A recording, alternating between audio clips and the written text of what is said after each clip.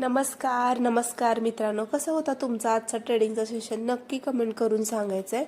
तर मार्केट बघा, परवाचा जो झोन होता त्या झोनमध्ये मार्केट परत आलेलं आहे. परवा बघा मार्केटने काय केलं, इथे एक झोन बनवलेला. आज पण काय केले, आता ह्याच झोनमध्ये मार्केट फिरतोय. तुम्ही बघितलं तर हा एक झोन क्रिएट केलाय मार्केटनं. 24,500 ते 24,400 किंवा 24,350 हा एक झोन बनवलाय मार्केटनं. तर उद्यासाठी काय असणार आहे बघा, 500 हा जरा स्ट्रॉंगच होता, हा रेजिस्टन्स होता 500चा. बट 500ला मार्केटने काय केलंय, रिजेक्शन दिलंय. आजच्या ट्रेडिंगच्या सेशनमध्ये जर बघायला गेलं तर मार्केटनं 500ला रिजेक्शन दिलंय. नाही तर आपण पुट साईडला एंट्री बनवलेली आहे आणि तुम्ही बघू शकता आपण 90 पॉईंटचा टार्गेट घेतलेला आहे. स्टॉप लॉस आपण 40-50 पॉईंटचा आपण स्टॉप लॉस घेतलेला आहे. अगेन तोच ट्रेड आपण कंटिन्यू केलेला आहे पुढे, कारण इथूनच मार्केटनं रिजेक्शन घेतलेलं आहे. आता उद्यासाठी काय असणार आहे बघा, उद्यासाठी जी आजचा इंट्राडे लो आहे, मार्केट काय केले, दिवसभर ह्या रेंजमध्ये फिरते. मार्केट 24,350 लेवल खालच्या साईडला ब्रेक झाली तर मात्र आपल्याला उद्याच्या ट्रेडिंग सेशनमध्ये 24,100 बघायला भेटू शकतं.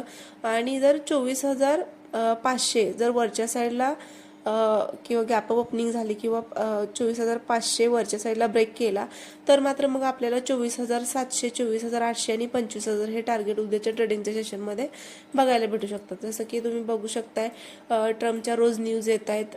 डोनाल्ड ट्रम्प रोज एक न्यूज सोडतात, त्याच्यामुळे मार्केट काय करते, असं रेंज बाउंड राहते. नाहीतर मग जर निगेटिव्ह न्यूज आली तर मार्केट डाऊनला येते, नंतर कव्हर करते. तर सांगू शकत नाही काय होऊ शकेल मार्केटला, तरी पण लेवल लक्षात ठेवायचा. आजचा इंट्राडे लो 24,350 खालच्या साईडला ब्रेक झाला तर 24,100 आपल्याला टार्गेट उद्याच्या ट्रेडिंगच्या सेशनमध्ये बघायला भेटू शकते.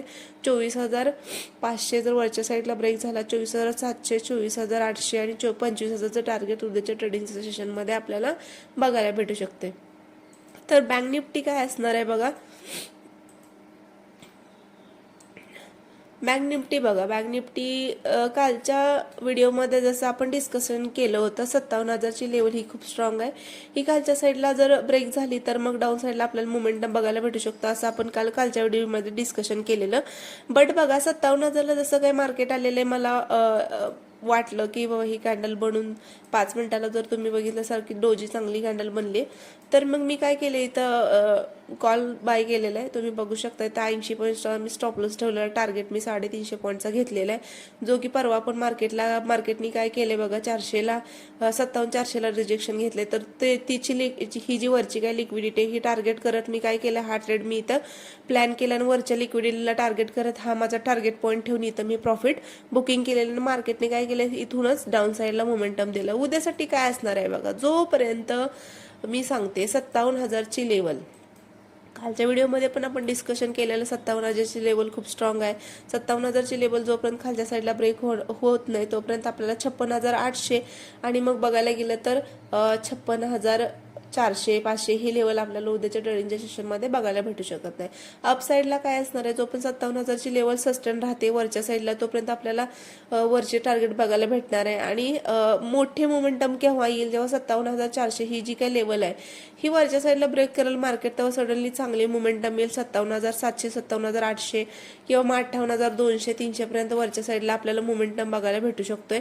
तर मोठ्या टाइम फ्रेमवरती आपण जर शिफ्ट झालो तर 57,800 ही इथंपर्यंत मार्केट आपल्याला जाताना दिसू शकते. आपण कालच्या व्हिडिओमध्ये पण डिस्कशन केलेलं. तर लेवल लक्षात ठेवायचं आहे. कशी वाटली माझं अनालिसिस नक्की कमेंट करून सांगायचं आहे. चॅनलला नवीन असाल तर सबस्क्राईब करायचं आहे, लाईक करायचं आहे, शेअर करायचं आहे. थँक्यू.